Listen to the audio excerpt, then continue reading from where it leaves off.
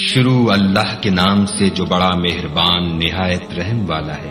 ان فرشتوں کی قسم جو ڈوب کر کھینچ لیتے ہیں اور ان کی جو آسانی سے کھول دیتے ہیں اور ان کی جو تیرتے پھرتے ہیں پھر لپک کر آگے بڑھتے ہیں، پھر دنیا کے کاموں کا انتظام کرتے ہیں کہ وہ دن آ کر رہے گا جس دن زمین کو بھونچال آئے گا، پھر اس کے پیچھے اور بھونچال آئے گا۔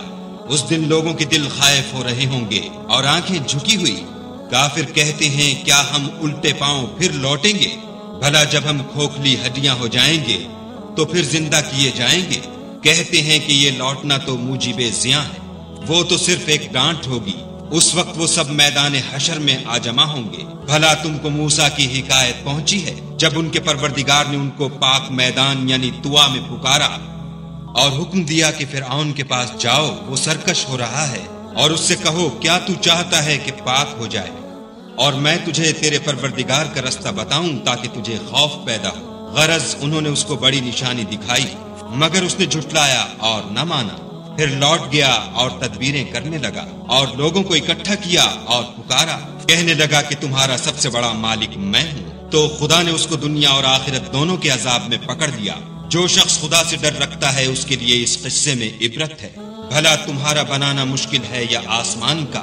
اسی نے اس کو بنایا، اس کی چھت کو اونچا کیا پھر اسے برابر کر دیا، اور اسی نے رات تاریک بنائی اور دن کو دھوپ نکالی، اور اس کے بعد زمین کو پھیلا دیا۔ اسی نے اس میں سے اس کا پانی نکالا اور چارہ اگایا اور اس پر پہاڑوں کا بوجھ رکھ دیا۔ یہ سب کچھ تمہارے اور تمہارے چار پایوں کے فائدے کے لیے کیا۔ تو جب بڑی آفت آئے گی اس دن انسان اپنے کاموں کو یاد کرے گا اور دوزخ دیکھنے والے کے سامنے نکال کر رکھ دی جائے گی۔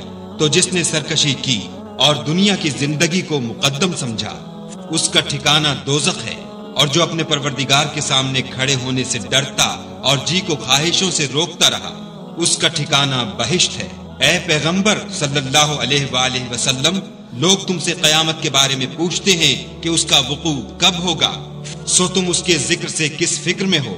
اس کا منتہا یعنی واقع ہونے کا وقت تمہارے پروردگار ہی کو معلوم ہے۔ جو شخص اس سے ڈر رکھتا ہے تم تو اسی کو ڈر سنانے والے ہو۔ جب وہ اس کو دیکھیں گے تو ایسا خیال کریں گے کہ گویا دنیا میں صرف ایک شام یا صبح رہے تھے۔